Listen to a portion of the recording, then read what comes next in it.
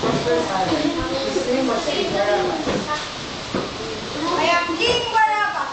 I have all things a king ever asked for power. Bread and for the delicious food I wanted to eat. Yummy. Said King Barabbas. He is fat and his head was filthy. People in his kingdom do not like you.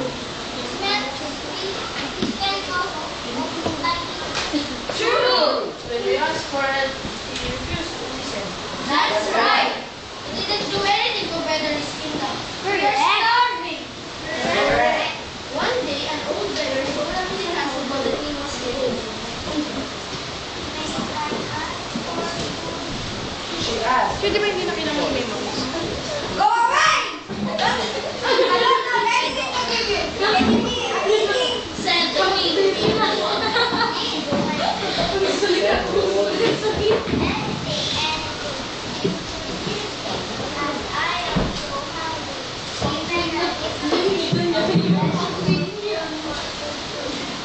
Needed the old Get out and try. You disgust me. suddenly the old woman stood up as quick as she could. Her stomach was like changed straight. She had big crown of beautiful ladies.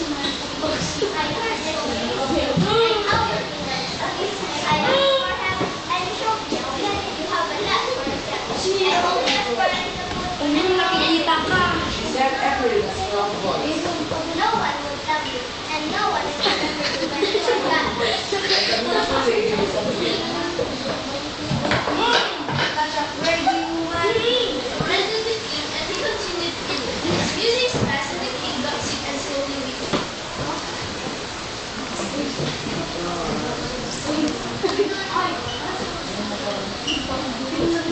What's wrong with King Barabbas? Asked A weekend and just so straight. told the other. He looked older than his real age. Poor king. Explained the one. I am dying. No more fear. I am dying. Hindi mo dapat ganun din.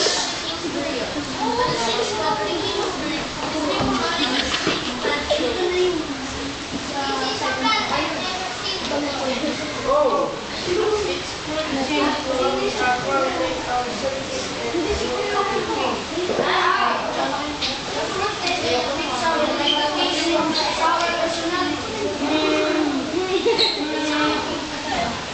but the people learned to eat the food, which helped them overcome hunger.